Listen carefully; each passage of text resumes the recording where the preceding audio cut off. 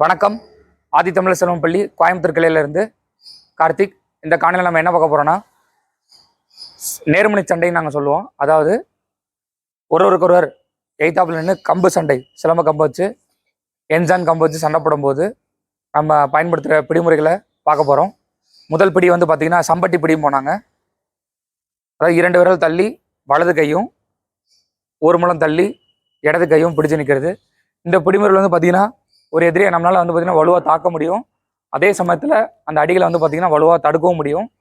அடுத்து நம்ம பார்க்க போகிறது, நாங்கள் வந்து இதை பனையேறி பிடியும்போம். அதாவது இடது கையை மட்டும் மாற்றி பிடிக்கிறது.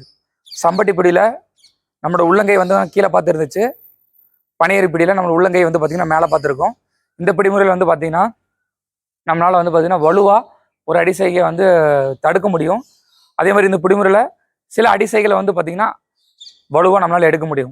உதாரணத்துக்கு இந்த பனையேறு பிடியிலேருந்து நம்மளால் குத்தெல்லாம் வந்து பார்த்திங்கன்னா நம்ம ரொம்ப வலுவாக எடுக்க முடியும். அதே மாதிரி பார்த்திங்கன்னா ஒரு வலுவாக ஒரு வெட்டு வருது அப்படிங்கிற பட்சத்தில் அந்த வெட்டை வந்து பார்த்திங்கன்னா வலுவாக நம்மளால் கம்பில் வந்து வாங்க முடியும். அந்த வெட்டை அதுக்கு இந்த பிடிமுறை வந்து பார்த்திங்கன்னா வலுவாக இருக்கும். 3வது வந்து பார்த்திங்கன்னா கெடதலை பிடி. இந்த கெடதலை பிடியிலும் அதே மாதிரி தான் நம்மளால் வந்து பார்த்திங்கன்னா வலுவாக சில அடிகளை தாங்க முடியும். எங்கள் ஆசான் என்ன சொல்லுவாங்கன்னா, அந்த கெடதலை பிடி அதிகமாக வந்து பார்த்தீங்கன்னா தெரு சண்டைகளுக்கு சரியாக இருக்கும் அந்த மாதிரி சொல்லுவாங்க. அடுத்து நம்ம பார்க்க போகிறது ஒரு கைப்பிடி. ஸோ இந்த ஒரு கைப்பிடியை பொறுத்த வரைக்கும் நம்மளால ஒரு எதிரியை வந்து பார்த்திங்கன்னா எளிமையாக தாக்க முடியும். அதே சமயத்தில் தடுக்க முடியுமான்னா அடிசைகளை வந்து பார்த்திங்கன்னா அந்தளவுக்கு கொஞ்சம் வலிமையாக நம்மளால் தடுக்க முடியாது. ஆனால் இதில் வந்து பார்த்திங்கன்னா எல்லை அதிகம். ஒரு எதிரியை நம்ம தாக்கக்கூடிய எல்லை வந்து அதிகமாக இருக்கும் இந்த ஒரு கைப்பிடியில். அடுத்து நம்ம பார்க்குறது இந்த சேரு கைப்பிடி, இல்லாட்டி நாங்கள் வந்து ஒட்டு கைப்பிடிப்போம். இதில் வந்து பார்த்திங்கன்னா ஒரு எதிரியை நம்மளால் வந்து பார்த்திங்கன்னா வலுவாக வேகமாக நம்மளால் வந்து பார்த்திங்கன்னா தாக்க முடியும். தடுக்கிறதுக்கு அந்த அளவுக்கு வலுவாக இருக்குமானா இந்த பிடிமுறை வந்து பார்த்திங்கன்னா அந்த அளவுக்கு வலுவாக இருக்காது. இப்போ நான் ஒரு 5 பிடிமுறை சொல்லியிருக்கேன். இதில் எது சரியான பிடி அப்படின்னு கேட்டிங்கன்னா, நம்ம தேவைக்கேற்ப கம்பு பிடிக்கிறத சரியான பிடி. உதாரணத்துக்கு இப்போ நம்ம சம்பட்டி பிடி பிடிச்சிருக்கோம்.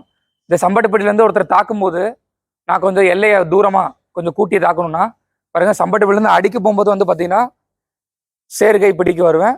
திருப்பி வரும்போது சம்பட்டி பிடிக்க வந்துடுவேன். அதே மாதிரி இப்போ நான் சம்பட்டி பிடியில் இருக்கிறேன். ஒரு அடியை வந்து பார்த்தீங்கன்னா வாங்க போகிறேன் கம்பில் அப்படிங்கிற பட்சத்தில் நான் வந்து பார்த்தீங்கன்னா இந்த பனையேறு பிடியில் போய் அந்த அடியை வந்து வாங்கிப்பேன் கம்பில். அதுக்கப்புறம் வந்து பார்த்தீங்கன்னா மறுபடியும் வந்து பார்த்தீங்கன்னா இந்த சம்பட்டி பிடிக்க வந்துடுவேன். எங்கள் ஆசனம் எப்போதுமே அடிக்கடி சொல்லிட்டே இருப்பாங்க, இந்த கை வலது கை வந்து பார்த்திங்கன்னா அச்சாணினும் இடது கை வந்து சக்கரன்னு சொல்லுவாங்க. ஏன்னா இந்த கை வந்து பார்த்திங்கன்னா தேவைக்கேற்ப மேலே கீழே ஏறி இறங்கி நம்ம பிடிக்கணும் அப்படின்னு சொல்லுவாங்க. ஒருத்தர் கூட சண்டை போடும்போது தேவைப்பட்டால் சம்பட்டி பிடி பிடிச்சிக்கலாம், தேவைப்பட்டால் பனையேறி பிடி பிடிச்சிக்கலாம், தேவைப்பட்டால் கெடதலை பிடிச்சிக்கலாம், தேவையின் பொறுத்து ஒரு கையும் பிடிச்சிக்கலாம். ஸோ அந்த சூழல் தான் முடிவு பண்ணுது நம்ம எந்த பிடி பிடிக்கணும் அப்படிங்கிறத. நம்ம தான் அந்த சூழலில் அந்த முடிவு எடுக்கிறோம் எந்த பிடி பிடிச்சா சுற்றணும். அதனால் எல்லா பிடியுமே பயிற்சி பண்ணுங்கள். எல்லா பிடியிலேருந்து சண்டையிட்டு பாருங்கள், பயிற்சி பண்ணி பாருங்கள். அப்போ உங்களுக்கு உங்களோட அனுபவத்தில் எது உங்களுக்கு சரியாக இருக்குது அப்படிங்கிறது தெரியும். இந்த தேவைக்கேற்ப பிடிக்கிறது தான் வந்து பார்த்திங்கன்னா சரியாக இருக்கும்னு என்னோட அனுபவத்தில் நான் நினைக்கிறேன். அதே மாதிரி குழந்தைகளுக்கு சிலம்பம் கற்றுக் கொடுக்கும்போது எல்லாருக்கும் கொஞ்சம் எளிமையாக இருக்குன்னு சொல்லிட்டு நிறைய பார்த்திங்கன்னா இந்த சேர்கை பிடியில வந்து பார்த்திங்கன்னா சிலம்பம் சொல்லி தருவாங்க. உதாரணத்துக்கு கம்பை இந்த மாதிரி பிடிச்சி இப்போ 4 அடி பிடிக்கிறோம் அப்படின்னா 4 அடி பிடிக்கிறோம் அப்படின்னா கொஞ்சம் வேகமாக வலுவாக செய்யலாம்.